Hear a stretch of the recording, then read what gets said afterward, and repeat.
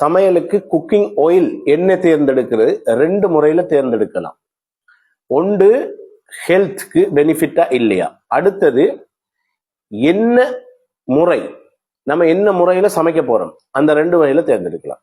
இந்த ஹெல்த்துக்கு பெனிஃபிட்டான்னு பாக்குறது கொலஸ்ட்ரால் அதிகரிக்குமா இல்லையா, அதுதான் மெயின். அதால ஹார்ட் ஹெல்த், அதோடு சேர்த்து இன்ஃப்ளமேஷன், சில நியூட்ரிஷனையும் கொண்டிருக்கிற எண்ணெய்கள் ரேங்க் பண்ணப்பட்டு ஒரு 5 எண்ணெய்களை நாங்கள் தாரோம். அதன்படி ரேங்கையும் நான் சொல்றேன். அடுத்தது என்ன முறைக்கு நம்ம சமைக்கிறோம், என்ன முறையில், அந்த முறைன்னா என்ன, சமையல் முறை ஒன்று பொரிக்கிறது, அதிகமாக பொரிக்கிறது, டீப் ஃப்ரை, அடுத்தது தாளிக்கிறது, அடுத்தது பேக்கிங் பண்றது, அடுத்தது கிளறி விடுறது, பிரட்டுறதுன்னு சொல்லுவாங்க, அந்த முறை. இப்ப இந்த ஒவ்வொன்றுக்கும் ஒவ்வொரு டிஃபரெண்டா பார்க்கணும். நம்ம ஹெல்திக்குள்ள வருவோம்.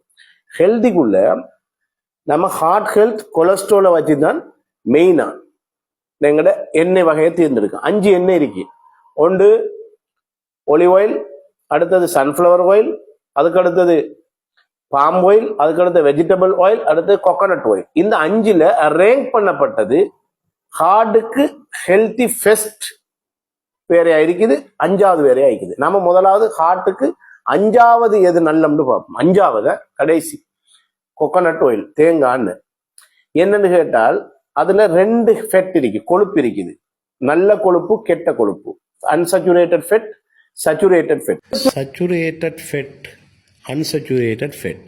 இதில் சச்சுரேட்டட் ஃபெட் அதிகமாக இருந்தால் ஹார்ட்டுக்கு நல்லமில்லை, அதாவது பேட் கொலஸ்ட்ரால் அதிகரிக்கும், எல்டிஎல் அதிகரிக்கும். 89% கொண்டிருக்குது எங்களோட தேங்காய். அதால அது ஆக்கியில போட்டிக்கணும். இந்த 5ல தான் வேறகளோட ஒப்பிடத்துல தேங்காய் கொஞ்சம் முன்னுக்கு வரலாம்.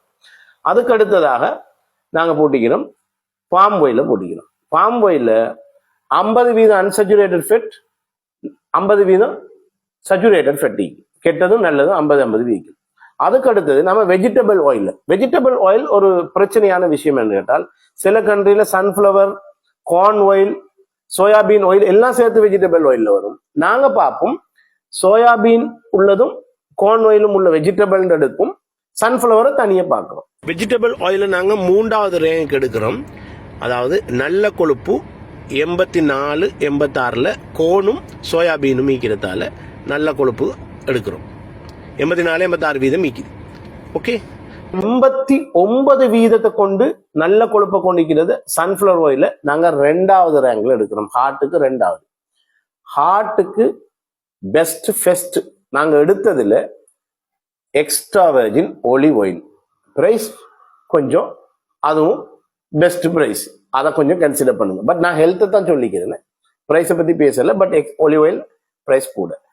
ஒலிவ் ஆயில்ல ஹார்ட் ஹெல்த்தில ஃபர்ஸ்ட் ரேங்க் போட்டீங்க இந்த 5க்கும். நீங்க இதை சாய்ஸ் பண்ணிக்கொள்ளுங்க. எப்படி பார்க்கிறேன், எப்படி பாவிக்கிற முறை, எப்படி ஹெல்த்தை மெயின்டைன் பண்றது, இது 2 அடிப்படையிலையும் நாங்க வேறு பண்றோம். பாவிக்கிற முறையை நாங்க அடுத்த வீடியோல பார்ப்போம்.